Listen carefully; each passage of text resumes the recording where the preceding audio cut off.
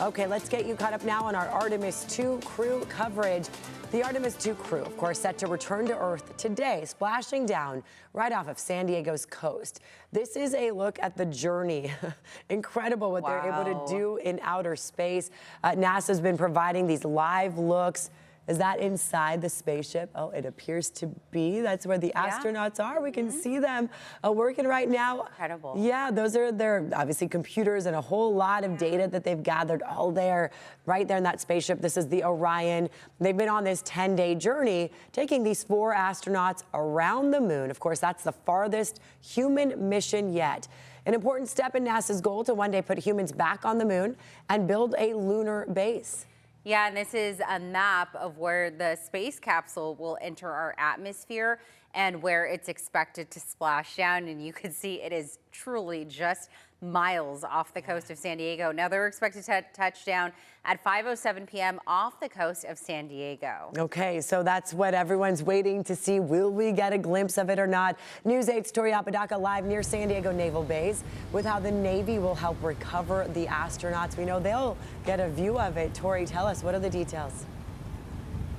That's right. The USS John P. Murtha from this naval base is already out at sea in position for this recovery. The U.S. Navy is really being critical in all of this and recovering those 4 astronauts who were on board and the Orion space capsule itself once it splashes down here just off the coast of San Diego. We know that a couple hundred sailors and more than 100 NASA employees are on board right now, Murtha. They are set with mobile dive teams who will open the capsule, get the astronauts onto a floating raft, and then helicopters will take them to the ship for medical care.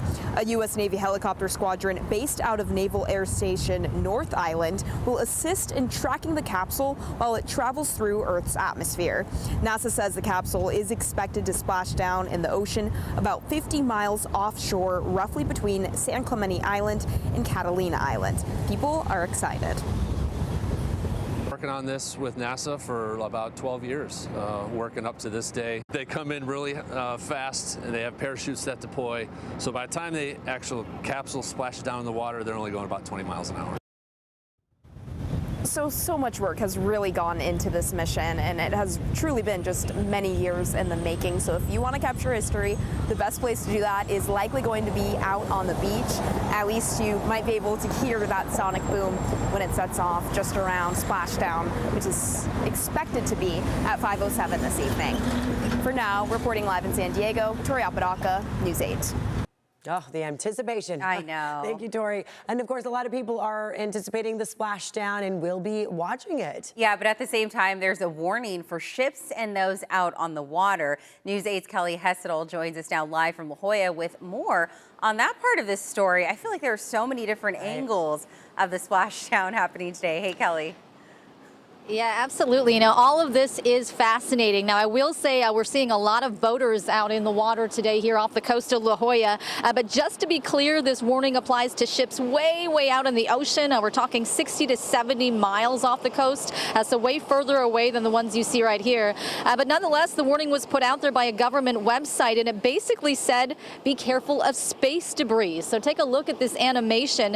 It actually shows you what's happening before splashdown. It shows the capsule speeding into Earth's upper atmosphere at 24,000 miles per hour. Now, temperatures could hit 5,000 degrees. That's half as hot as the sun's surface. So because of that intense heat and the speed that it's traveling, the heat shield sheds materials and it basically vaporizes and fragments at really high altitudes.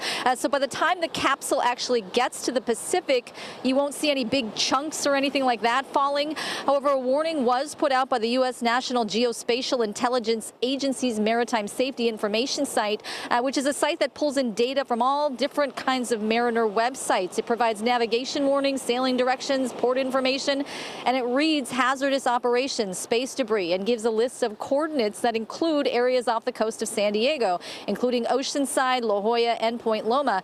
So we also saw a couple of maps put out on social media showing some of the zones. So again, it's not close. We're talking 60 to 70 miles off the coast of San Diego. At the time time frame of this warning is between 4:43 p.m.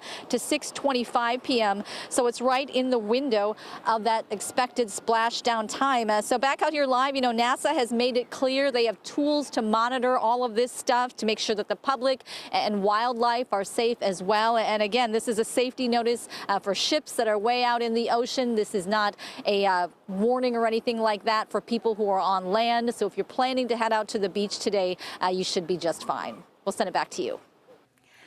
Thank you so much, Callie. And the San Diego International Airport just released a statement about 45 minutes ago.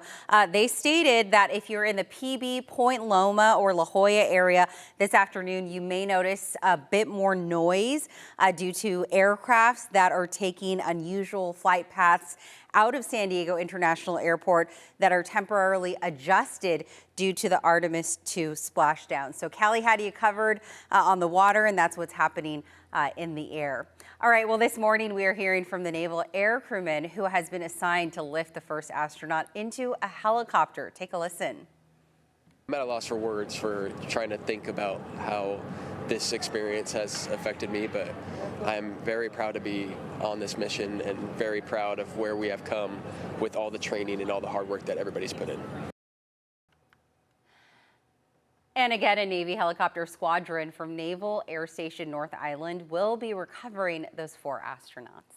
The last phase of the astronauts' journey is the re-entry here into Earth's atmosphere. This is considered one of the most precarious steps of any flight to space. That return, well, the capsule will hit our upper atmosphere, barreling about 25,000 miles per hour.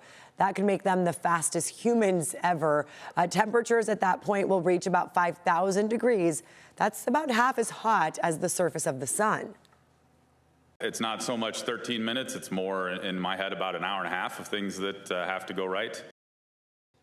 That's the lead flight director for Artemis II right there. Yeah, there's several minutes there that they will be wondering and seeing how they're doing. And of course, when it gets that hot during Artemis I mission in 2022, pieces of the heat shield actually kept flying off. Look at the cracks in the aftermath. NASA decided to keep the same heat shield, but modify the trajectory, of the capsule's return. The astronauts say they're confident NASA has made the right fix.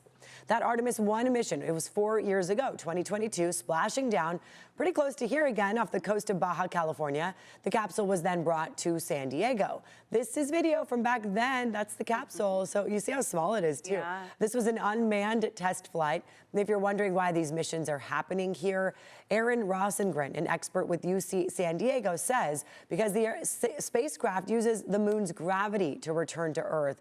So the trajectory, that gravitational pull, sends it towards the Pacific Ocean. Also because NASA has naval support here to then recover the capsule. A lot of trained people ready for this. Oh, yeah. And today we could actually hear a sonic boom from the capsule's reentry. That's right. Researchers with Scripps Oceanography are taking part in a project to record the sonic boom, which they say is a rare opportunity. So what we're going to do is use the Artemis reentry to calibrate our knowledge and understanding, to calibrate our sensors, because we know exactly how fast it's going to be going, what direction it's coming from, and how big it is. Researchers hope this will improve their ability to track things like space debris and meteoroids in the future.